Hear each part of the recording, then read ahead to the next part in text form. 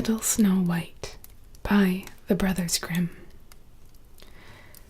Once upon a time, in the depth of winter, when the flakes of snow were falling like feathers from the clouds, a queen sat at her palace window, which had an ebony black frame, stitching her husband's shirts. While she was thus engaged, and looking out at the flakes, she pricked her finger, and 3 drops of blood fell upon the snow.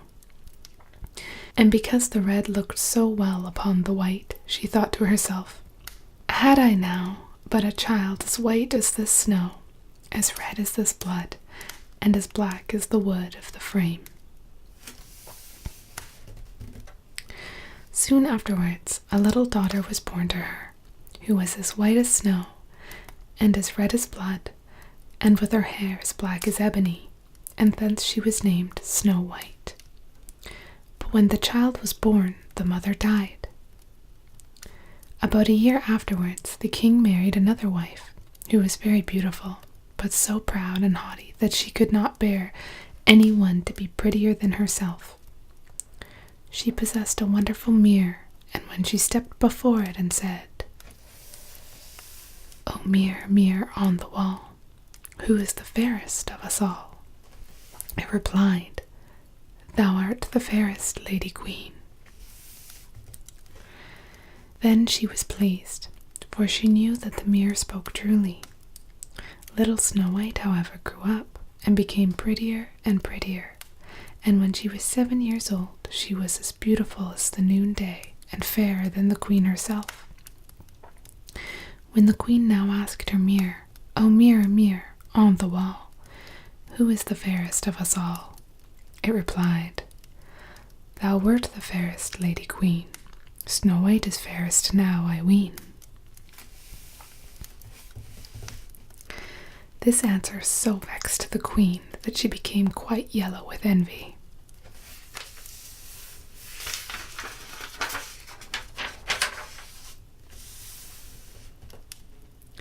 From that hour, whenever she perceived Snow White, her heart was hardened against her, and she hated the maiden. Her envy and her jealousy increased, so that she had no rest day nor night, till at length she said to a huntsman, "Take the child away into the forest. I will never look upon her again. You must kill her, and bring me her heart and tongue for a token."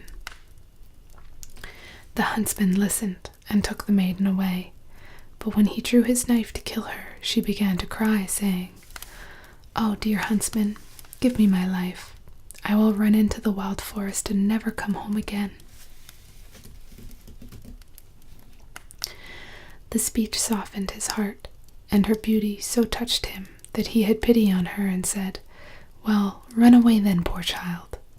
But he thought to himself, "The wild beasts will soon devour you." Still, he felt as if a stone had been taken from his heart, because her death was not by his hand.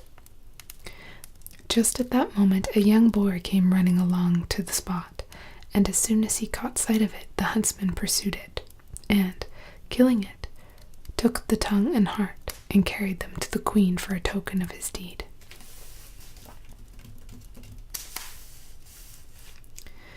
Now, poor little Snow White was left motherless and alone, and overcome with grief. She was bewildered at the sight of so many trees, and knew not which way to turn. Presently she set off running, and ran over stones and through thorns, and wild beasts bellowed as she passed them, but they did her no harm. And it was getting dark. She saw a little house, and entered it to rest. In this cottage, everything was very, very small, but more neat and elegant than I can tell you. In the middle stood a little table with a white cloth over it, and 7 little plates upon the cloth, each plate having a spoon and a knife and a fork, and there were also 7 little mugs. Against the wall were 7 little beds ranging in a row, each covered with a white counterpane. Snow White, being both hungry and thirsty, ate a morsel of bread and meat from each plate, and drank a little of each mug, for she did not wish to take away the whole share of any one. After that, because she was so tired, she laid herself down on one bed, but it did not suit. She tried another, but that was just too long. A fourth was too short, a fifth too hard, but the seventh was just the thing, and tucking herself up into it, she went to sleep, first commending herself to God. When it became quite dark, the lords of the cottage came home, 7 dwarfs, who dug and delved for ore in the mountains. They first lighted 7 little lamps, and perceived at once, for they illuminated the whole apartment, that somebody had been in it, for everything was not in the order in which they had left it. The first dwarf asked, "Who has been sitting in my chair?" The second, "Who has been eating off my plate?" The third, "Who has been nibbling at my bread?" The fourth, "Who has been at my meat?" The fifth, "Who has been meddling with my fork?" The sixth grumbled out, "Who has been cutting with my knife?" The seventh said, "Who has been drinking out of my mug?" Then the first, looking round, began again. "Who has been lying in my bed?" he asked, for he saw that the sheets were tumbled.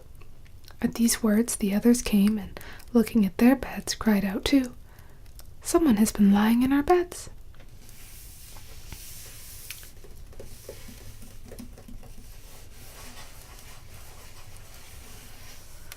But the 7th little man, running up to his, saw Snow White asleep. So he called his companions, who shouted with wonder, and held up their 7 lamps so that the light fell upon the maiden. "Oh, oh!" exclaimed they, "what a beauty she is!" And they were so much delighted that they would not awaken her, but left her to her repose. And the 7th dwarf, in whose bed she was, slept with each of his fellows 1 hour, and so passed the night. As soon as morning dawned, Snow White awoke, and very frightened when she saw the 7 little men, but they were very, very friendly and asked her what she was called. "My name is Snow White," was her reply. "Why have you entered our cottage?" they asked. Then she told him how her stepmother would have had her killed, but the huntsman had spared her life, and how she had wandered about the whole day until at last she found their house. When her tale was finished, the dwarf said, "Will you see after our household, be our cook, make the beds, wash, stew, and knit for us, and keep everything in neat order? If so, we will keep you here, and you shall want for nothing." And Snow White answered, "Yes, with all my heart and will." And so she remained with them, and kept their house in order. In the mornings the dwarfs went into the mountains, and searched for ore and gold, and in the evenings they came home and found their meals nicely cooked, ready for them. During the day the maiden was left alone, and therefore the good dwarfs warned her and said, "Be careful of your stepmother, who will soon know of your being here. Therefore let nobody enter the cottage." The queen, meanwhile, supposing she had eaten the heart and tongue of her stepdaughter, did not think but that she was above all comparison the most beautiful of everyone around. One day she stepped before her mirror and said, "O mirror, mirror on the wall, who is the fairest of us all?" And it replied, "Thou wert the fairest, Lady Queen. Snow White is the fairest now, I ween. Amid the forest darkly green, she lives with dwarfs, the hills between."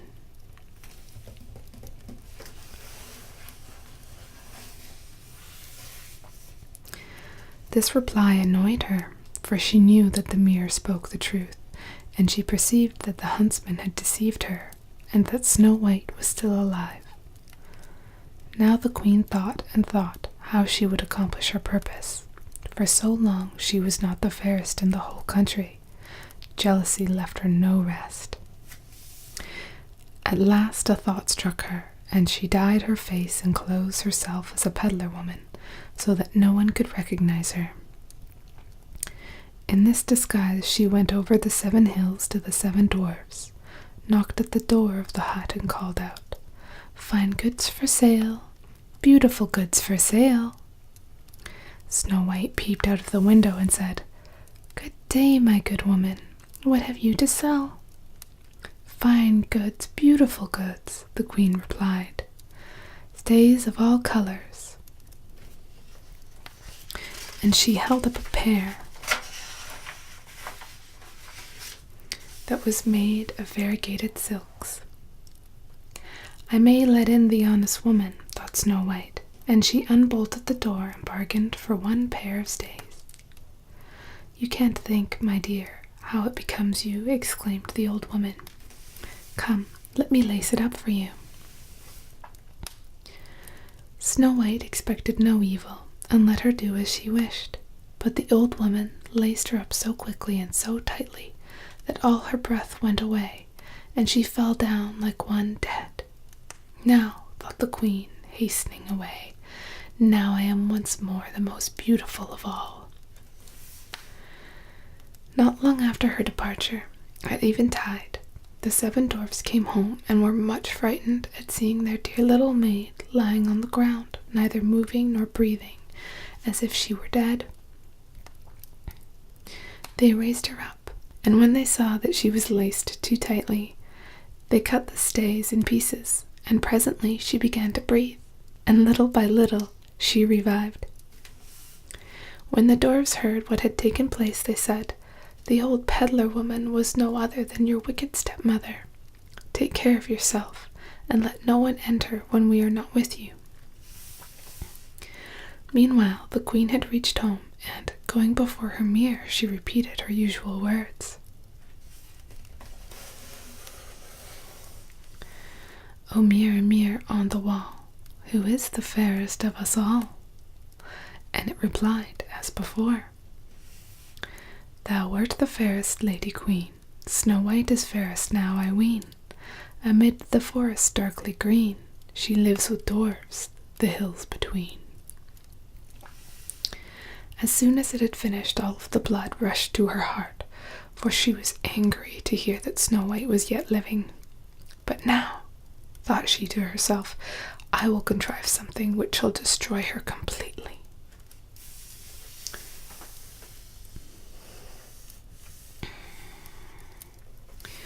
Thus saying, she made a poisoned comb by arts which she understood, and then, disguising herself, took the form of an old widow.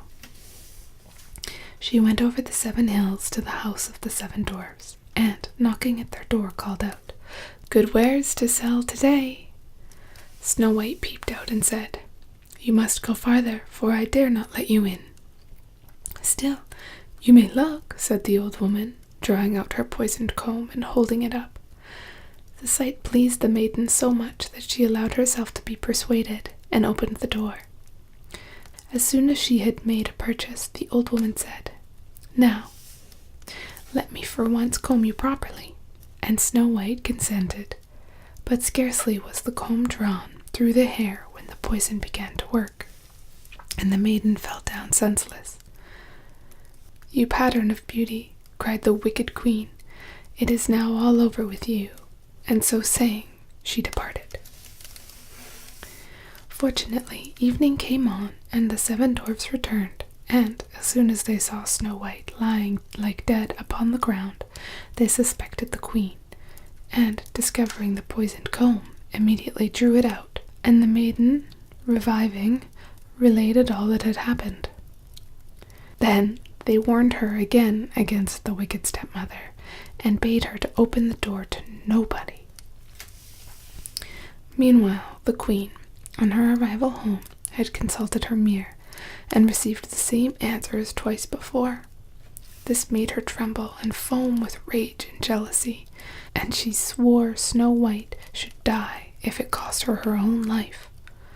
Thereupon she went into an inner secret chamber where no one could enter, and made an apple of the most deep and subtle poison. Outwardly it looked nice enough, and had rosy cheeks which would make the mouth of every one who looked at it water, but whoever ate the smallest piece would surely die. As soon as the apple was ready, The queen dyed her face and clothed herself like a peasant's wife, and then, over the 7 mountains to the 7 dwarves she made her way.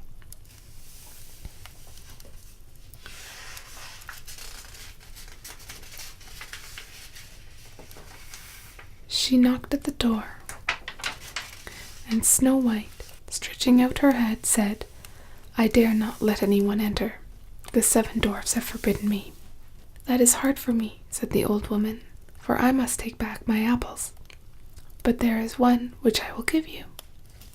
"No," answered Snow White, "no, I dare not take it." "What, are you afraid of it?" cried the other. "There, see, I will cut the apple in halves. Do you eat the red cheeks, and I will eat the core." The apple was so artfully made that the red cheeks alone were poisoned. Snow White very much wished for the beautiful apple, and when she saw the woman eating the core, could no longer resist, but, putting out her hand, took the poisoned part. Scarcely had she placed a piece in her mouth when she fell dead upon the ground. Then the queen, looking at her with glittering eyes and laughing bitterly, exclaimed, "White as snow, red as blood, black as ebony, this time the dwarves cannot rewaken you."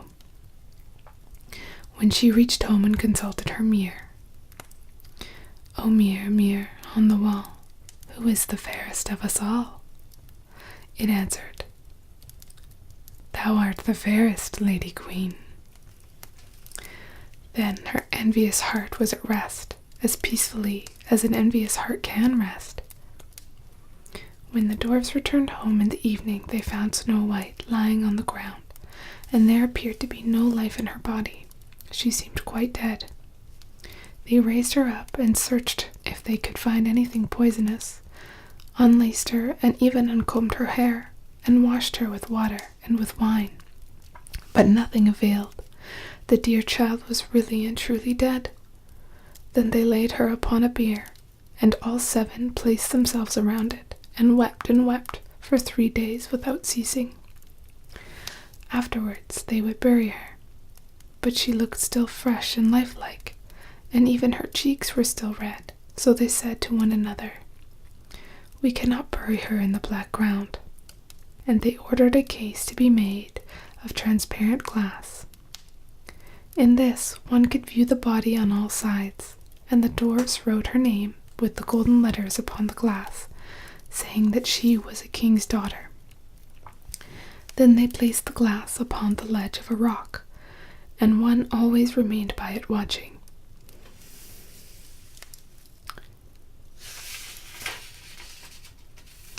Even the beasts bewailed the loss of Snow White. The first came an owl, then a raven, and last of all a dove.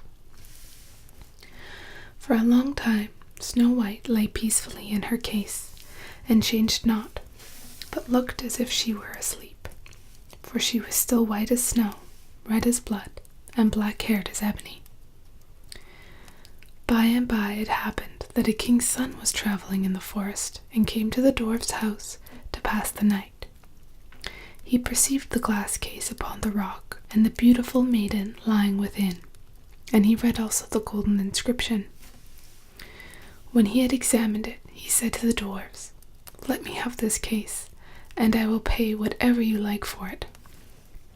But the dwarfs replied, "We will not sell it for all the gold in the world." "Then give it to me," said the prince, "for I cannot live without Snow White. I will honor and protect her so long as I live."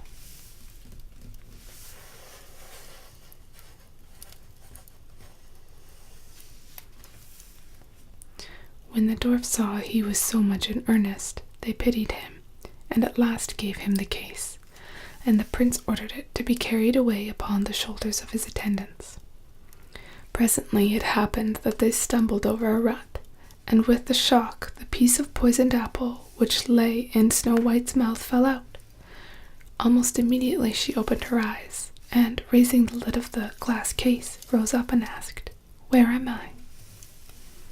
Full of joy, the prince answered, "You are safe with me," and he related what she had suffered, and how he would rather have her than any other for his wife. and he asked her to accompany him to the castle of the king, his father. Snow White consented, and when they arrived there, the wedding between them was celebrated as speedily as possible, with all the splendor and magnificence proportionate to the happy event.